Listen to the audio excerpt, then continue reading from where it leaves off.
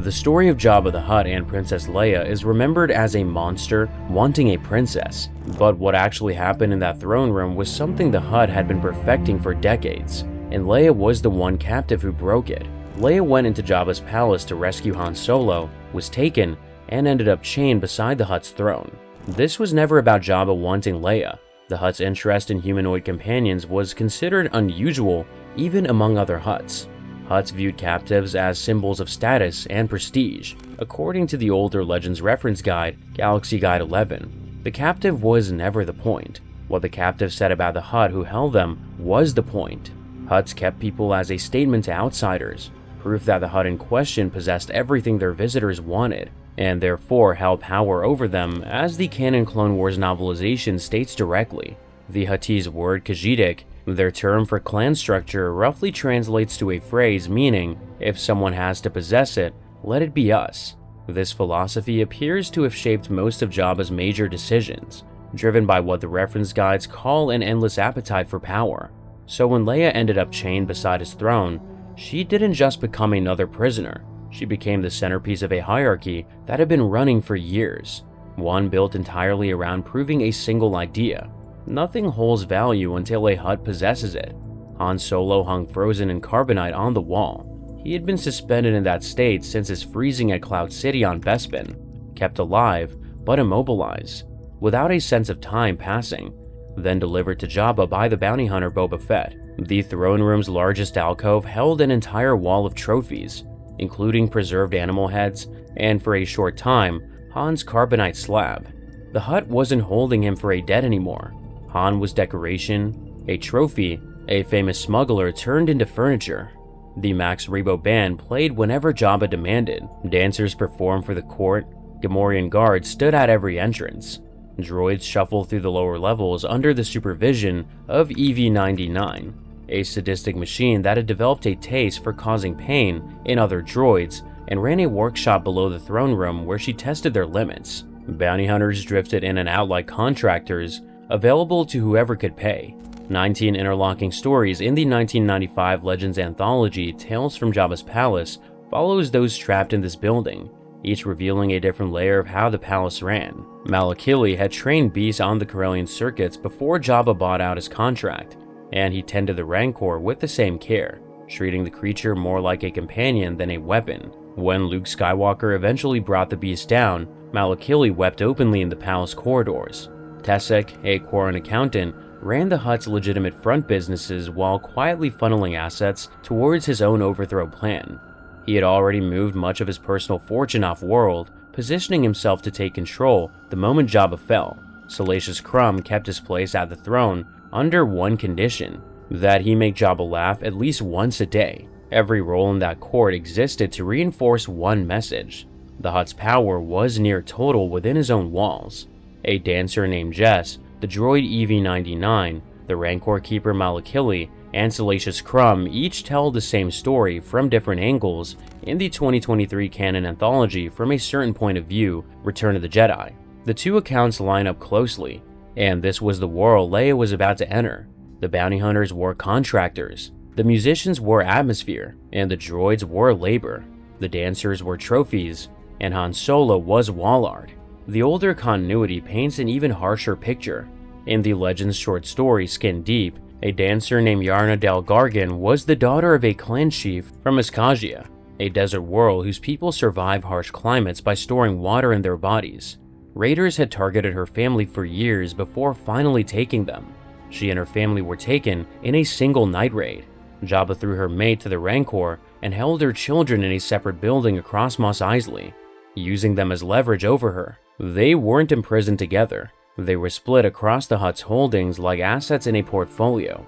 A noblewoman named Neela turns up as another such captive in the Legends novel The Mandalorian Armor, her memory wiped clean, performing night after night without knowing who she once was. Han's carbonite and Leia's captivity fill separate roles within the same operation. As the canon reference Skywalker, A Family at War lays out, she was about to become its most prized piece. Only one other person wore that same outfit in the hours before Leia, Oola. Oola was a Twi'lek dancer who, after resisting the Hutt's commands one too many times, was dropped through the trapdoor beneath the throne and into the Rancor pit below. Many who displeased the Hutt met the same end. She was disposable. The trigger was straightforward in the Legends novelization. Oola strained against the chain connecting her to the throne, pulling away rather than moving closer, and that single act of resistance was enough. Her fuller backstory runs deeper still. In the legend story A Time to Mourn, A Time to Dance, Oola was the daughter of a Ryloth clan chieftain. Bib Fortuna offered her wealth, safety, and a life of dance if she left her home world. Fortuna was a Twi'lek himself from that same world, and had built his position at Jabba's side partly by supplying the Hutt with dancers taken from his own people. He trained her for 4 months before bringing her to the palace. She met Luke Skywalker and Mos Eisley along the way, who warned her off, but she went regardless. Guards were instructed to handle her carefully in the legend's telling, using methods that wouldn't leave visible marks on her skin. She lasted 2 days. The dancer Jess describes this hierarchy firsthand in the From a Certain Point of View anthology. The Hutt's favorite captive received protection from guards and guests, but only at the cost of remaining closer to the Hutt himself. Another story in the same collection reveals the dancers forming a quiet support network, looking out for each other when they could, sharing food and hiding each other's small acts of defiance. But of all the Hutt's many captives, nobody sat closer than Leia. The Hutt didn't send her to the pit. He didn't toss her into a cell. He chained her directly beside his throne, in full view of every person who entered the room. This wasn't random, it was calculated. Jabba put Leia in an outfit designed to maximize her humiliation, a detail Skywalker, A Family at War makes explicit.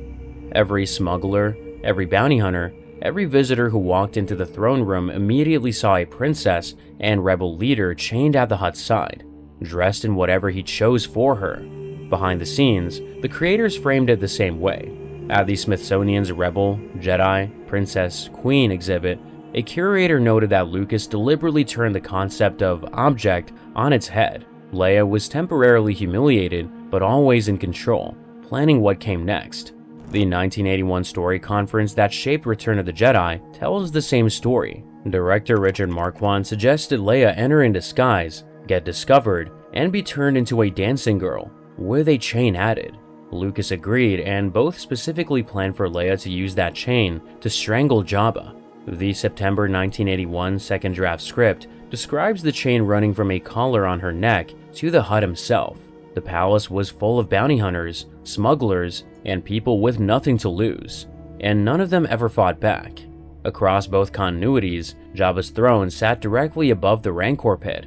That trapdoor could be triggered from a small, discrete control worked into Jabba's hookah pipe, meaning anyone standing before the Hutt could vanish through the floor without a moment's notice, dropped into the Rancor's jaws.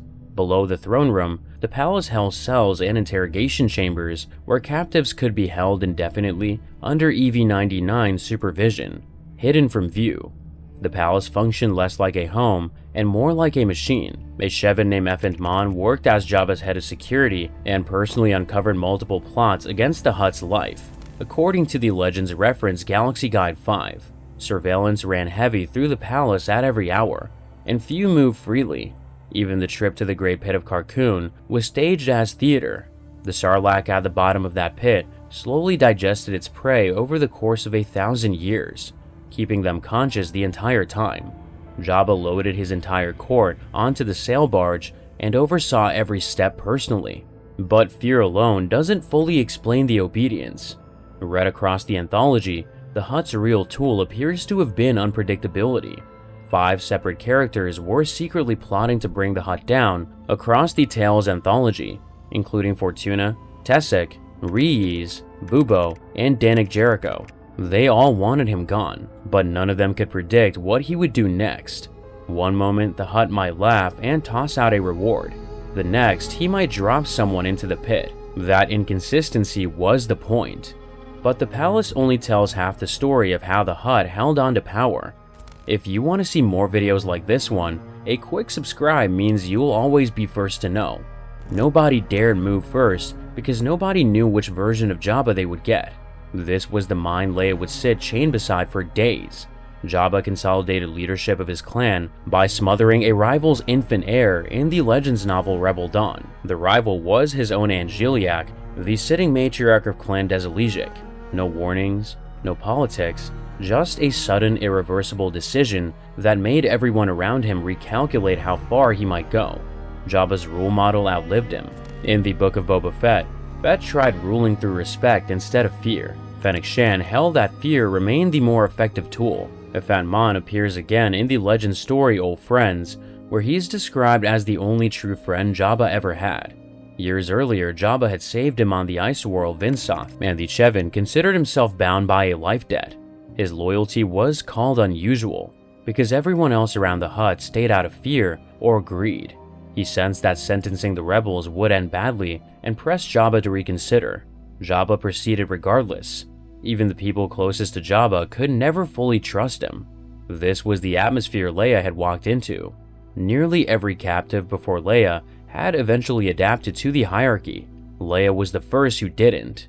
Leia compared her captivity to far worse ordeals she had already endured in the Return of the Jedi novelization, including her interrogation by Darth Vader, watching Alderaan lost with her adoptive family on it, and watching Han suffer on Bespin, treating her time in chains not as a breaking point, but as a temporary condition she fully expected to outlast. Another story from the From a Certain Point of View anthology shows her recounting her captivity afterwards with measured composure, deliberately shaping how the events were told. Her upbringing centered on her Day of Demand, the Alderaanian tradition requiring 3 trials: the challenge of the body, mind, and heart. That account comes from the canon novel Leia, Princess of Alderaan. She trained for physical survival on the mountain peaks of Alderaan, spent weeks debating imperial policy in a legislature on Coruscant, ran aid missions to displace populations, outwitted imperial supervisors, and evaded Grand Moff Tarkin himself. By the time she reached Jabba's palace, she had already stared down worse than a Hutt. The older continuity offers even more direct foreshadowing. In Rebel Dawn, Jabba met a rebel commander, Briatharan, and said that he wouldn't mind making her a dancer. Han pointed out the danger of forcing a trained rebel commander into that role. The Hutt dismissed the concern. Years later, with another rebel leader chained to that same throne, the Hutt made that exact miscalculation. The aftermath proves the scale of that terror. A Nikto underworld figure named Rin D called her Hutt Slayer in the 2016 canon novel Bloodline, a title that carried more weight in those circles than Senator or Princess ever could, and the Niktos counted her among their own. The title spread through underworld networks. She became proof that a system built on fear could be shattered. She didn't wait for rescue, didn't plead, didn't break. When the moment came on the sail barge above the Great Pit of Carkoon, she watched Luke and Lando take control of the fight, waited for the deck guards to be pulled away by the chaos of Boba Fett falling into the Sarlacc, and only then wrapped the chain around Jabba's neck. The opening came, and she took it. She ended his reign herself. The very chain he used to make her a possession became the instrument that brought him down. Jabba's downfall wasn't a failure of security or strategy. It was a failure of understanding. He spent his entire life turning people into things. The smuggler he turned into furniture walked out of that palace alive. The princess he turned into a trophy took his life. The one time it mattered most, he chose wrong. Leia wasn't the only rebel who spent time chained within that palace. Chewbacca was there too, dragged in as leverage against Han. And what he represented in that throne room was something Jabba never fully understood about his species. So watch this video to find out.